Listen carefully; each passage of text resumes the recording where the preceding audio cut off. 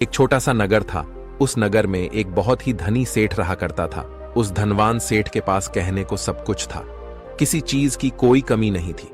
उस धनवान सेठ ने अपने जीवन में बहुत बड़े बड़े मुकाम हासिल किए थे। उसने अपने जीवन में कई सफलताएं प्राप्त की थी। वह जिस नगर में भी व्यापार करने जाता, वहां पर भी उसे सफलता मिलना निश्चित था। वह अपने जीवन में कभी भी हारा नहीं था। उसका व्यापार भी खूब जोरों शोरों से चल रहा था। उसके पिताजी ने उसे ऐसी 4 बातें बता रखी थी जिसका वह नियमित पालन किया करता था और उन्हीं बातों का अनुसरण किया करता था, और उन्हीं बातों की वजह से उसका जीवन बड़ा ही सुखमय था। वह जीवन के हर क्षेत्र में सफल था। ऐसे ही काफी समय बीत गया और अब वह धनवान सेठ काफी बूढ़ा हो चुका था।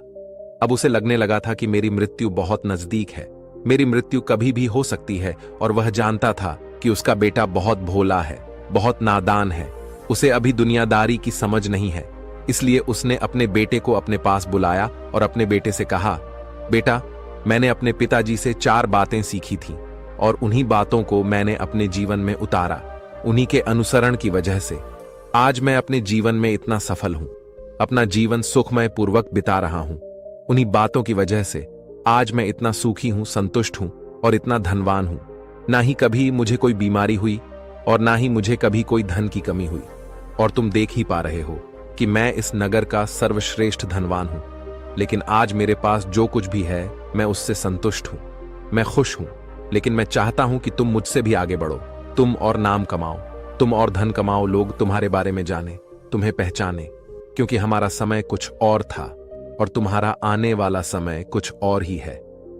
उस धनवान सेठ ने अपने बेटे को अपने और करीब बुलाया और उससे कहने लगा, बेटा, आज मैं तुमको दुनिया की ऐसी 4 महत्वपूर्ण बातें बताने जा रहा हूं जो मुझे मेरे पिताजी ने बताई थी, और इसी के कारण आज मैं इतना सफल हूं।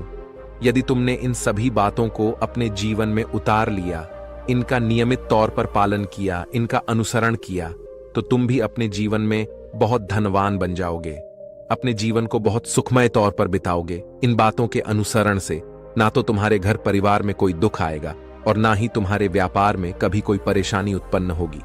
इतना कहकर धनवान सेठ अपने बेटे को 4 बातें बताना शुरू करता है। वह कहता है, बेटा, सबसे पहली बात है काम पर छाव में जाना और छाव में आना। दूसरी बात, अपने घर के चारों तरफ चमड़े की बांड रखना। तीसरी बात, हमेशा खाने को मीठा करके खाना। और चौथी बात, अपनी पत्नी को हमेशा बांध कर रखना। इतना कहकर वह धनवान सेठ अब निश्चिंत हो चुका था। वह यह जानता था कि उसका बेटा बहुत भोला है, वह अपने पिता की बात अवश्य मानेगा और इन सभी 4 बातों को अपने जीवन में उतारे और इनका अनुसरण भी करेगा। देखते ही देखते कुछ महीने बीत गए और फिर एक दिन धनवान सेठ मृत्यु को प्राप्त हो गया। अपने पिता की मृत्यु के बाद उस धनवान सेठ के बेटे ने उन सभी 4 बातों को एक कागज पर लिख लिया ताकि वह उन्हें भूल ना जाए, और उन्हीं बातों को वह अपने जीवन में उतारने लगा। उन 4 बातों का अनुसरण करने लगा। सबसे पहली बात जो उसके पिता ने उससे कही थी, छाव में जाना और छाव में आना, तो उसने अपने घर से लेकर अपनी दुकान तक पूरे रास्ते पर एक टेंट लगवा दिया, क्योंकि उसके पास पैसा तो बहुत था और उसे कोई रोकने वाला भी नहीं था। जब भी कोई उससे पूछता कि आखिर तुमने ऐसा क्यों किया, तो वह उसके जवाब में बस इतना ही कहता कि मेरे पिताजी ने मुझसे ऐसा ही करने को कहा है। इसके बाद उसने अपने पिता की अगली बात का अनुसरण किया। उसने अपने घर के दोनों तरफ चमड़े की एक दीवार खड़ी करवा दी।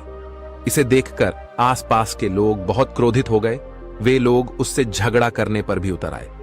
कई लोगों ने तो यह तक कह डाला कि आखिर तुमने ऐसा क्यों किया, चमड़े की बाड़ तुमने क्यों खड़ी करवा दी, चमड़े से बहुत बदबू आती है और इससे हमें तकलीफ होती है, इसे आज ही निकलवा दो। लेकिन कोई उसका कुछ भी ना बिगाड़ सका, क्योंकि उसके पास बहुत पैसा था। इसलिए कोई भी व्यक्ति उसका ज्यादा समय तक विरोध ना कर सका, और उसने भी मन बना लिया था कि वह अपने पिता की सभी बातों को पूरे दिल से मानेगा। उसके पिता ने उसे तीसरी बात कही थी, खाने को मीठा करके खाना, जिस कारण वह अपनी पत्नी से हर रोज खाने में कुछ मीठा ही बनवा आता था। कभी सेवियांज, कभी हलवा, तो कभी मिठाइयां, हमेशा यही सब खाता रहता। और उसके पिता ने उसे चौथी बात कही थी, अपनी पत्नी को हमेशा बांध कर रखना। जिस कारण वह हर रोज अपनी पत्नी को रस्सी से बांध कर रखता था। ऐसे ही कई दिन बीत गए और देखते ही देखते अब वह सेठ के बेटे का जीवन धीरे धीरे बर्बाद होने लगा था, क्योंकि उसने अपने पिता की सभी बातों का गलत मतलब निकाला था और वह उसी के अनुसार उनका पालन कर रहा था। देखते देखते उसका उतना बड़ा व्यापार अब ठप होने लगा था। उसके यहां पर ग्राहकों की संख्या कम होने लगी थी, क्योंकि जब उसका मन करता तब वह दुकान जाया करता और जब उसका मन करता तो वह दुकान से वापस घर लौट आता। उसका अपने पिताजी के इस कारोबार में मन नहीं लगता था। इस कारण उसके सारे ग्राहक अब उससे नाराज होने लगे थे। उसके सारे ग्राहक अब एक एक करके उस दुकान को छोड़ते चले जा रहे थे। इस तरह उसका पूरा व्यापार अब ठप हो चुका था। जिस व्यापार को खड़ा करने में उसके पिताजी ने खून पसीना एक कर दिया था, उस व्यापार को उसने कुछ ही महीनों में पूरी तरह से बर्बाद कर दिया था। अब उसका धंधा बहुत कम हो चुका था, जिस कारण वह बहुत परेशान रहता था, वह बहुत चिंतित रहता था। और इसके साथ ही उसने अपने घर के चारों तरफ चमड़े की दीवार खड़ी करवाई थी। उस कारण आसपास पर बहुत गंदी बदबू फैल चुकी थी। इसलिए जो भी उसके आसपास रहते थे उन सभी ने वह घर छोड़कर कहीं और पर अपना बसेरा बसा लिया। चमड़े की बदबू के कारण अब उसके घर में भी कोई नहीं आता था। यहां तक कि उसके मित्र और रिश्तेदार भी उस घर में आने से कतराते थे। लेकिन अब भी उसे समझ नहीं आ रहा था कि आखिर यह सब हो क्यों रहा है। वह बहुत परेशान रहने लगा था और वह हमेशा मीठा भोजन किया करता था, जिस कारण उसका वजन बहुत ज्यादा बढ़ चुका था। और इस मोटापे के कारण उसके शरीर में ना जाने कितनी सारी बीमारियों ने अपना घर बना लिया था। आए दिन उसके घर पर वेद आने लगे थे। इन्हीं कारणों से अब उसका पैसा भी इन चीजों में बर्बाद होने लगा था। और अपने पिता की चौथी बात उसने मानी थी, वह थी अपनी पत्नी को बांध कर रखता, जिसकी वजह से उसकी पत्नी उससे नाराज हो गई और वह घर छोड़कर अपने मायके लौट गई। उसने अपनी पत्नी को मनाने की कोशिश की, तरह तरह के उपाय किए, लेकिन उसकी पत्नी नहीं मानी। और वैसे भी कोई भी स्त्री ऐसे मर्द के साथ क्यों रहना चाहेगी जो उसे बेवजह ही बेबात पर बांध कर रखता हो। देखते देखते अब वह सेठ के बेटे का पूरा जीवन बर्बाद हो चुका था।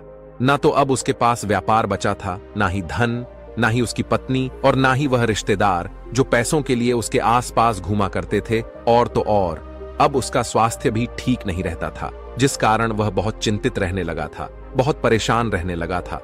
उसे यह सब समझ ही नहीं आ रहा था, क्या हो रहा है और क्यों हो रहा है। इन सभी बातों को लेकर तो बहुत परेशान रहता और वह मन ही मन अपने पिताजी को कोसा करता और कहता, पिताजी, आपने तो मेरा पूरा जीवन बर्बाद कर दिया। आपकी उन 4 बातों के कारण आज मुझसे मेरा सब कुछ छिन चुका है। ना तो मेरे पास व्यापार रहा, ना ही धन दौलत, ना ही वह रिश्तेदार, ना ही मेरी पत्नी, और यहां तक कि मेरे स्वास्थ्य ने भी मेरा साथ छोड़ दिया है। आप ही के कारण आज मेरा पूरा जीवन बर्बाद हो चुका है। यदि मैंने आपकी वह 4 बातें ना मानी होती, यदि मैंने उन्हें अपने जीवन में ना उतारा होता, तो आज मैं एक सुखमय जीवन जी रहा होता। आपकी इन 4 बातों पर चलकर मुझे क्या मिला? मैंने एक आज्ञाकारी बेटे की तरह आपकी सारी बातें भली भांति मानी, उन पर यकीन किया, उनका अनुसरण किया। लेकिन मैं ही मूर्ख था जो मैंने आपकी उन बातों पर आंख बंद करके यकीन कर लिया। इतना कहकर वह फूट फूट कर रोने लगा। तभी उसे एक दिन पता चला कि उसके पास के नगर में एक साधु आए हुए हैं और वह साधु सभी की समस्याओं का हल बताते हैं। चाहे कैसी भी समस्या हो, वह उसका निवारण अवश्य करते हैं। यह सुनकर उसने सोचा कि चलो एक बार मिलकर देखता हूं, हो सकता है कि मेरी भी समस्या का समाधान मुझे मिल जाए। इस आशा के साथ वह उन साधु के पास पहुंचा। वहां पहुंचकर सीधा उनके चरणों में जा गिरा और जोर जोर से रोने लगा। वह कहने लगा, हे गुरुवर, अब आप ही मुझे बचा सकते हैं। मेरे पिताजी ने तो मेरा पूरा जीवन बर्बाद करके रख दिया। आज मेरी जो भी स्थिति है वह सब मेरे पिताजी के कारण ही है। मेरे पिताजी ने मुझे जैसा कहा मैंने वैसा ही किया। हमेशा एक अच्छे बेटे की तरह उनकी सारी बातें मानी, अपने सारे फर्ज निभाए। और देखिए मेरे पिताजी ने मेरे साथ क्या किया। मरते मरते भी वह मुझे गलत बात सिखा गए और उसका खामियाजा मुझे आज भुगतना पड़ रहा है, क्योंकि मैंने उनकी सभी बातों को अपने जीवन में उतारा, उनका अनुसरण किया। और देखिए आज मेरे साथ क्या हो गया। मेरा तो पूरा जीवन ही बर्बाद हो गया। मैं अब तक यह नहीं समझ पाया कि मेरे पिताजी ने मेरे साथ ऐसा क्यों किया। क्या मैंने उनके साथ कुछ गलत किया था? इतना कहकर वह उन साधु के सामने और भी जोर जोर से रोने लगा। तभी वह साधु महाराज उस सेठ के बेटे से कहते हैं, बेटा चुप हो जाओ, पहले मुझे अपनी सारी बात तो बताओ। आखिर तुम्हारे साथ क्या हुआ है? तुम इस तरह से क्यों रो रहे हो? तुम्हारी इस परेशानी का क्या कारण है? उन साधु के इतना कहने पर उस सेठ के बेटे ने पर्ची उन साधु के हाथ में रख दी, जो उसने अपने पिता की मृत्यु के बाद लिख रखी थी, जिसमें उसने अपने पिता की चारों बातें लिखी थीं। उन साधु ने पर्ची ली और उसे पढ़ने लगे, और उन्होंने जैसे ही वह पढ़ा तो वह जोर जोर से हंसने लगे, और वह उस सेठ के बेटे से कहते हैं, तुम कितने बड़े मूर्ख हो। तुम्हारे पिता ने तो तुम्हें दुनिया का सारा ज्ञान दे दिया, लेकिन तुम उसे समझ नहीं पाए, तुम उसका सही तरह से पालन नहीं कर पाए, और कहते हो कि तुम्हारे पिता ने तुम्हें गलत राह दिखाई है, तुमने गलत संदेश दिया है। तुम्हारे पिताजी तो तुम्हारी परीक्षा ले रहे थे कि तुम उनकी बातों को समझ पाते हो या नहीं, तुम उनकी बातों का सही मतलब निकाल पाते हो या नहीं। यदि वह चाहते तो इसका मतलब तुम्हें अच्छी तरह से बता सकते थे, लेकिन वह चाहते थे कि तुम इन बातों का मतलब खुद से जानो, खुद से समझो कि इन बातों का क्या अर्थ है। लेकिन अब तो ऐसा प्रतीत होता है कि मानो तुम्हारी बुद्धि बिल्कुल भ्रष्ट हो चुकी है। तुमसे बड़ा मूर्ख मैंने आज तक नहीं देखा। जिसके पास दुनिया का इतना बड़ा ज्ञान हो, वह भला इतनी बड़ी मूर्खता कैसे कर सकता है? तुम्हारे पास कोई ज्ञान नहीं है, तुमने कोई भी ज्ञान अर्जित ही नहीं किया। अगर तुम इन बातों का सही मतलब समझ चुके होते तो तुम भी अपने जीवन में अपने पिता की तरह ही सफल होते, खुश होते, और तुम्हारा जीवन सुखमय तरह से बीत रहा होता। लेकिन तुम इतने बड़े मूर्ख हो कि तुमने अपने पिता की बातों का गलत मतलब निकाल लिया। उन बातों के मतलब के बारे में तुमने सोचा तक नहीं। उन्होंने जैसा कहा तुमने वैसा करना शुरू कर दिया। यदि तुम्हें उन बातों का अर्थ नहीं पता चल रहा था तो तुम किसी ज्ञानी से मिल सकते थे, तुम उससे उस बात का मतलब निकाल लेते। लेकिन जैसा तुमने अपने पिता की इन बातों को समझा है, इसका मतलब वैसा नहीं है। इस पर वह धनवान सेठ का बेटा कहना चाहते हैं, क्या मैं अपने पिता की बातों को सही नहीं समझ रहा? और वैसे भी इसमें समझने लायक है क्या? उन्होंने तो सब कुछ साफ साफ ही बताया था और मैंने उन्हें अपने जीवन में उसी तरह से उतार लिया। तो फिर मैंने गलत क्या किया है? इस पर गुरुवर एक बार फिर मुस्कुराने लगे और उस सेठ के बेटे से कहते हैं, बेटा, यह जो बातें लिखी गई हैं, इन बातों के पीछे एक गहरा अर्थ है जिसे तुम समझ नहीं पाए। इसी कारणवश तुमने यह मूर्खता कर दी और इसी कारणवश तुमने अपना पूरा जीवन बर्बाद कर लिया। लेकिन अब भी कुछ नहीं बिगड़ा, अब भी तुम्हारे पास बहुत समय है। यदि तुम चाहो तो अब से मेहनत करके भी तुम अपने जीवन में एक बार फिर से वह खुशहाली, वश, समृद्धि सब कुछ हासिल कर सकते हो। इस पर वह सेठ का बेटा कहता है, ठीक है, कृपया करके मुझे उन चारों बातों का मतलब समझाइए। आखिर उन चार बातों का क्या अर्थ है? इस पर साधु सेठ के बेटे को कहते हैं, तुम्हारे पिताजी ने तुमसे कहा था, काम पर छाव में जाना और छाव में आना। इसका मतलब यह है सूर्य निकलने से पहले ही तुम दुकान पर पहुंच जाना और सूर्यास्त होने के बाद ही तुम वापस घर आना, जिससे तुम्हें दुकान पर अधिक से अधिक समय मिल पाएगा। तुम उस काम को अच्छी तरह समझ पाओगे, उस काम को अच्छी तरह से कर पाओगे, उस काम को बढ़ाने में तुम अपना दिमाग लगा पाओगे और तुम अपने काम में तरक्की कर पाओगे। लेकिन तुमने तो इसका गलत ही मतलब निकाल लिया। तुमने तो अपने घर से लेकर दुकान तक एक ऐसा टेंट लगवा दिया जिससे तुम छाव में आ सको और छाव में जा सको। अब तुम ही बताओ, क्या तुमने अपने पिताजी की इन बातों का सही मतलब समझा था? यह सुनकर वह सेठ का बेटा जोर जोर से रोने लगा और कहने लगा, हे गुरुवर, मेरी ही गलती थी। मैंने अपने पिता की इन बातों का गलत मतलब निकाला और इसी कारण वश आज मैं पूरी तरह से बर्बाद हो चुका हूं। मैं ही सबसे बड़ा मूर्ख था।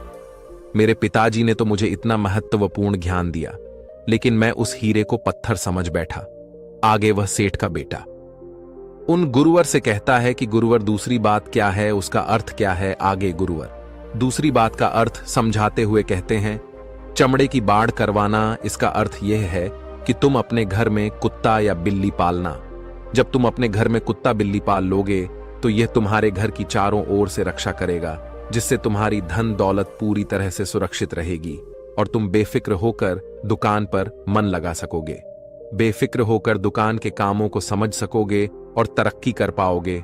और तो और तुम्हारे मन में कभी यह भी डर नहीं होगा कि कहीं कोई चोर आकर मेरी संपत्ति न चुरा ले। चमड़े की बाढ़ करवाने का असली मतलब ये है, लेकिन तुमने तो चमड़े की बाढ़ करवाने का मतलब कुछ और ही निकाल दिया। तुमने तो अपने घर की 2 दीवारों को ही चमड़े से पूरी तरह से भरवा दिया, जिस कारण आसपास गंदी बदबू फैल गई। तुम्हारे आसपास के पड़ोसी भी अपना घर छोड़कर कहीं और चले गए। यहां तक कि तुम्हारे मित्र, तुम्हारे सगे संबंधी भी उस बदबू के कारण तुम्हारे घर पर आने से कतराने लगे। और अब हालत यह हो चुकी है कि ना तो तुम्हारे घर पर कोई आता है और ना ही कोई जाता है। और इसी कारणवश लोग तुम्हें नापसंद करने लगे। और तुम्हारी बर्बादी का यह भी कारण है। आगे सेठ का बेटा कहता है, हे गुरुवर, ये सब तो ठीक है, लेकिन ये खाने को मीठा करके खाना, इसका क्या मैंने इसका भी अर्थ गलत निकाला है क्या? मैंने तो अपने पिता की बातों के कहे अनुसार ही हर रोज मीठा खाया, और आज देखिए मेरा शरीर कितना वजनदार हो चुका है, जिस कारण मुझे अनेक प्रकार की बीमारियों ने घेर रखा है। क्या मैं इस बात को भी गलत समझ रहा था? इस पर वह साधु उस सेठ के बेटे से कहते हैं, हाँ, तुमने इस बात का भी गलत मतलब ही निकाला है। मीठा करके खाने का अर्थ यह है कि जब भी तुम्हें भूख तेजी से लगे तभी तुम्हें भोजन करना है, ना उसके पहले और ना उसके बाद। अन्यथा यदि तुम्हें भूख ना लगी होगी और तुम्हें भोजन मिल जाए तो तुम उस भोजन की कभी कदर नहीं करोगे। वह रोटी तुम्हें कभी मीठी नहीं लगेगी, फिर चाहे वह भोजन कितना भी स्वादिष्ट क्यों ना हो, चाहे भोजन कितना भी लाजवाब क्यों ना हो, तुम उसकी कदर कभी नहीं कर पाओगे, तुम उसका सम्मान कभी नहीं कर पाओगे। किंतु जब एक व्यक्ति को जोरों की भूख लगी होती है तो उसके सामने यदि तुम सूखी रोटी भी रख दो तो भी वह उसके लिए किसी पंचमेल से कम नहीं है। वह उसे प्रेम पूर्वक खाता है, उसका आदर करता है, उसका सम्मान करता है, और वह रोटी उसे मीठी लगती है। इसीलिए तुम्हारे पिताजी ने यह कहा था कि भोजन मीठा करके खाना, जिससे तुम्हारा स्वास्थ्य भी अच्छा रहेगा। क्योंकि जब एक व्यक्ति को भूख लगी होती है और उस समय पर जब वह भोजन करता है तो वह उसके लिए एक अमृत समान होता है, और वहीं पर जब किसी व्यक्ति को भूख ना लगी हो और ऐसे समय पर वह भोजन करता है तो वह उसके लिए विष समान है, वह उसे बहुत नुकसान पहुंचा सकता है। लेकिन तुमने तो इसका भी गलत मतलब निकाला था। तुम हर रोज मीठा खाने लगे, जिस कारण तुम्हारा वजन बढ़ने लगा, और इसी कारणवश तुम्हारे शरीर में अनेक रोग ने अपना घर बना लिया और यह तुम्हें मृत्यु के करीब ले जा रहा था। इसलिए आज से जब भी तुम्हें जोरों की भूख लगे तभी भोजन करना तुम्हारे लिए अत्यधिक फायदेमंद होगा और तुम्हारे शरीर को हमेशा निरोगी बनाने में तुम्हारी मदद करेगा। और जब भी तब भोजन की आवश्यकता ना हो, तुम्हें भूख ना लगी हो, ऐसे समय पर भोजन कभी ना करना। यह तुम्हारे लिए बहुत नुकसानदायक साबित होगा। और यही तुम्हारी तीसरी गलती थी, जिस कारण तुम्हारा पूरा जीवन बर्बाद हो रहा था। आगे सेठ का बेटा कहता है, चौथी बात तो बिल्कुल साफ लिखी गई है, अपनी पत्नी को हमेशा बांध कर रखना। तो इसका अर्थ भी कुछ और है क्या? मैंने इसका भी गलत मतलब निकाला है। इस पर साधु कहते हैं, हाँ बेटा, अपनी पत्नी को बांध कर रखने का अर्थ यह नहीं है कि तुम रोज रस्सी से बांध कर रखो, बल्कि इसका अर्थ तो यह है कि जब भी तुम दोनों के बीच में कोई आपसी मतभेद हो जाए, कुछ नोक झोंक हो जाए, तो तुम अपनी पत्नी पर हाथ मत छोड़ना। जब तक एक स्त्री का पति उसके साथ रिश्ते में बंधा होता है तो वह अपने रिश्तों में बंध जाती है और वह अपने रिश्ते को पूर्ण तरीके से निभाने का हर मुमकिन प्रयास करती है। और ऐसे समय पर यदि तुम्हारे बीच कुछ नोकझोंक हो जाए, कुछ गलतियां हो जाएं, और ऐसे समय पर तुम उस स्त्री का हाथ नहीं छोड़ते तो वह तुम्हें छोड़कर कभी नहीं जाएगी। लेकिन इसका अर्थ यह भी नहीं है कि तुम अपनी पत्नी पर अत्याचार करो, बल्कि तुम्हारे पिताजी यहां पर कहना चाहते थे कि जो भी कोई व्यक्ति तुम्हारे साथ किसी रिश्ते में जुड़ा हुआ है, उसे अपने रिश्ते में इस तरीके से बांध लो कि वह तुम्हारे साथ झगड़े और नोक-झोंक के बाद भी नुकसान न पहुंचा सके, वह तुम्हारे साथ कुछ गलत ना कर सके और तुम्हारा फायदा ना उठा सके। अपने रिश्तों को हमेशा बांध कर रखना, उन्हें खुला मत छोड़ना, अन्यथा वह तुम्हारे हाथ से फिसल जाएंगे। और हम में से अधिकांश लोग अपने जीवन में यही गलतियां करते हैं और अपने नए रिश्तों को कभी समय नहीं देते, जिस कारण उनका रिश्ता उतना मजबूत नहीं हो पाता और इसी कारणवश वह अपने रिश्ते से हाथ धो बैठते हैं। और यही गलती तुमने भी की। तुमने तो अपनी पत्नी को बांध कर रखा था, तो भला वह तुम्हें कैसे माफ कर सकती है? और यही कारण है कि वह तुम्हें छोड़कर चली गई। तुमने जो अपनी पत्नी के साथ किया वह माफी के लायक नहीं है, लेकिन तुम्हें अपनी पत्नी से माफी मांगनी चाहिए क्योंकि तुमने गलत किया है। इसलिए जाओ और अपनी पत्नी से माफी मांगो, उसे वापस घर लाओ। और यही वह 4 बातें थीं जो तुम्हें तुम्हारे पिता ने समझाने का प्रयास किया था।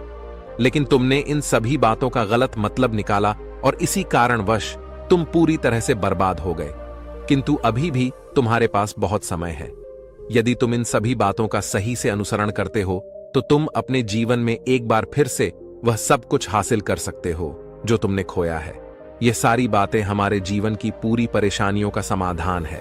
तुम किसी भी तरह से इनको देख सकते हो। यदि तुम कामयाब होना चाहते हो तो तुम्हें मेहनत करनी ही होगी।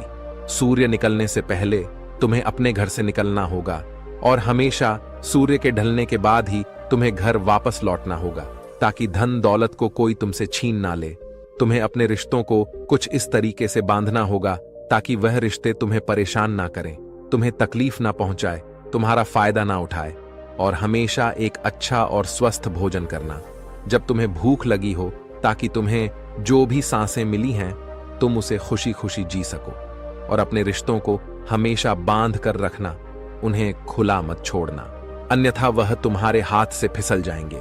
और अपने घर में अवश्य ही कुत्ते या बिल्ली को जरूर पालना, ताकि तुम्हारा धन हमेशा सुरक्षित रहे। इन सभी बातों का अपने जीवन में अनुसरण करने के बाद तुम अपने जीवन में सब कुछ एक बार फिर पा सकते हो जो तुमने आज तक खोया है। और हो सकता है कि तुम इससे भी अधिक उन्नति कर पाओ, इससे भी अधिक समृद्धि पा सको, अपने जीवन को खुशहाल और सुखमय बना सके। इतना कहकर वह साधु शांत हो गए और सेठ का बेटा भी अपनी सभी गलतियों को समझ चुका था। उसने उन गुरु को प्रणाम किया और वापस अपने घर लौट गया। उसने उन सभी 4 बातों को अपने जीवन में उतारा, उनका सही सही अनुसरण किया। उसके बाद से उसके जीवन में सकारात्मक प्रभाव दिखने लगे। वह एक बार फिर से अपने व्यापार को खड़ा करने में सफल रहा। वह एक बार फिर से अपनी पत्नी को घर लाने में सफल रहा और देखते ही देखते उसका जीवन सुखमय और आनंदमय हो गया था। तो दोस्तों, मुझे उम्मीद है कि आपको यह आज कहानी पसंद आई होगी और आपने इससे कुछ सीखा होगा। कहानी के बारे में अपने विचार आप हमें नीचे कमेंट बॉक्स में कमेंट करके बता सकते हैं। जाने से पहले वीडियो को लाइक करें और चैनल को सब्सक्राइब जरूर करें। तो चलिए मिलते हैं ऐसी ही कोई नई कहानी। तब तक के लिए अपना ख्याल रखें। धन्यवाद और नमो।